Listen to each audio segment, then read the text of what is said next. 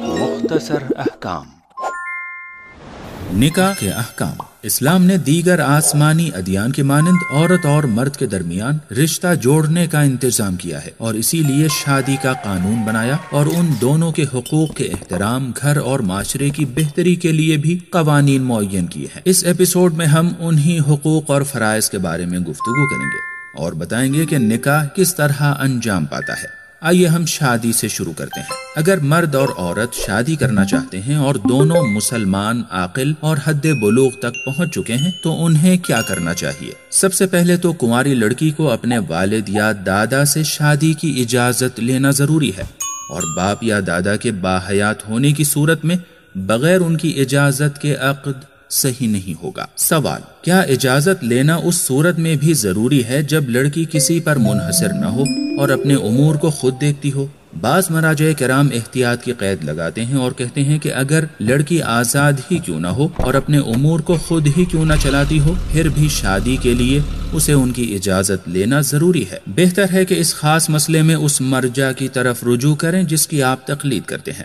لیکن وہ عورت جو طلاق شدہ یا بیوہ ہو اور شوہر کے ساتھ ہم بستر ہوئی ہو، اس کو شادی کے لیے اپنے والد سے اجازت کی ضرورت نہیں ہے۔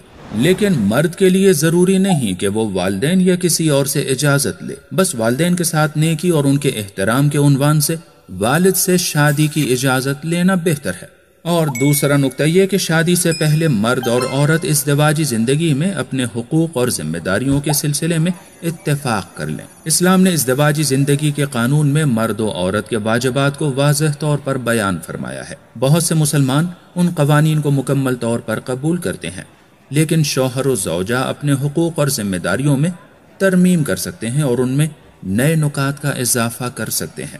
اب آئیے شادی کے کچھ اہم نکات پر نظر ڈالتے ہیں۔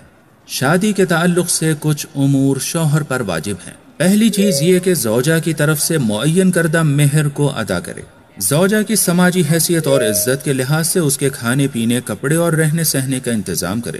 شوہر اور زوجہ کے درمیان فطری طریقے سے کم از کم مہینے میں ایک بار جنسی تعلقات برقرار ہونے چاہیے۔ اس سلسلے میں مزید تفصیلات جاننے کے لیے اس سے متعلق اسلامی احکام کی کتاب کی طرف رجوع فرمائیں۔ اب آئیے زوجہ کی ذمہ داریوں پر نظر ڈالتے ہیں۔ اسے شوہر کو اپنے ساتھ جنسی تعلقات برقرار کرنے کی اجازت دینی چاہیے اور شوہر کی اجازت کے بغیر گھر سے باہر نہ نکلے۔ جیسا کہ ہم بتا چکے ہیں کہ زوجین کو ایسے شرائط رکھنے اور ان پر اتفاق کرنے کا حق حاصل ہے جو ان کے لیے مناسب ہوں۔ تو یہ ممکن ہے کہ زوجہ اپنے شرائط میں حق طلاق کو اپنے لیے رکھنے کی شرط رکھے یا گھر کے کاموں کے لیے اجرت لینے کی شرط رکھے۔ اسی طرح مرد بھی شرط لگا سکتا ہے کہ بچوں کی تربیت یا گھر کے کام جیسے کھانا وغیرہ پکانے کی ذمہ داری عورت کی ہوگی۔ اور اہم بات یہ کہ یہ تمام شرائط شریعت کے مخالف نہیں ہونے چاہیے اور عقد سے پہلے تمام شرائط پر گفتگو ہو جانی چاہیے۔ اب اگر شادی سے پہلے ان پر گفتگو نہ ہو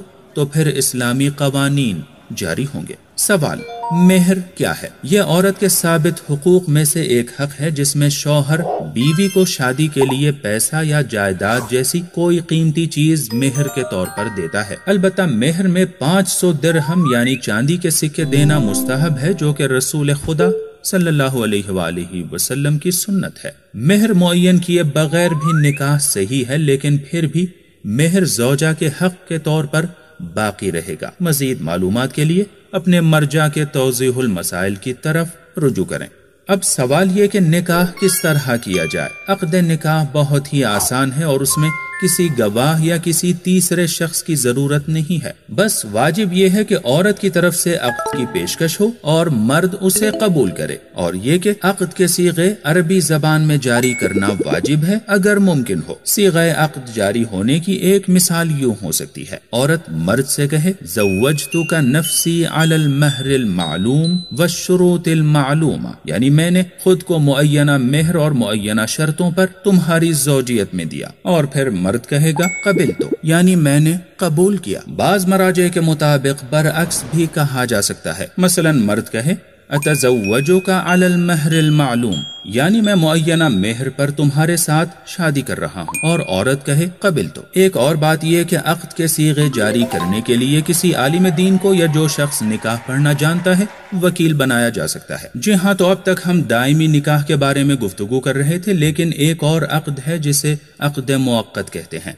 अब ये क्या है? इज़्दिवाज मुअक्कद या अक़्द मुतआ एक महदूद और मुअय्यन वक्त के लिए होता है, जिसमें अक़्द के लिए वक्त मुअय्यन किया जाता है और वक्त तमाम होते ही खुद ब खुद ये शादी खत्म हो जाती है। और इस अक़्द मुअक्कद के शराइत वही हैं जो दायमी निकाह के हैं, जैसे औरत अपने वालिद या दादा से शादी की इजाज़त लेगी वगैरह वगैरह। लेकिन ये दोनों कुछ मसाइल में मुख्तलिफ हैं। आइए उन पर नजर डालते हैं। अक़्द मुअक्कद में मुद्दत का मुअय्यन करना वाजिब है। अगर मुद्दत मुअय्यन न की गई तो अक़्द मुतआ सही नहीं होगा। बाज़ मराजे किराम का कहना है कि अगर मुद्दत मुअय्यन न की जाए तो भी अक़्द सही होगा, लेकिन वो दायमी अक़्द में तब्दील हो जाएगा। दूसरी बात यह कि मेहर मुअय्यन करना वाजिब है, और अगर मेहर मुअय्यन न किया जाए तो अक़्द सही नहीं होगा। तीसरी बात यह कि मुतआ में शौहर पर ज़ौजा का नफ़क़ा वाजिब नहीं होता, लेकिन अक़्द में ज़ौजा नफ़क़े की शर्त लगा सकती है। चौथी बात यह कि दोनों में से किसी की मौत की सूरत में दूसरे को मीरास में कोई हक नहीं मिलता है। और आखिरी बात यह कि बाज़ मराजे के मुताबिक एक मुसलमान शादीशुदा शख्स को किसी अहले किताब औरत से अक़्द मुअक्कद की इजाजत नहीं है।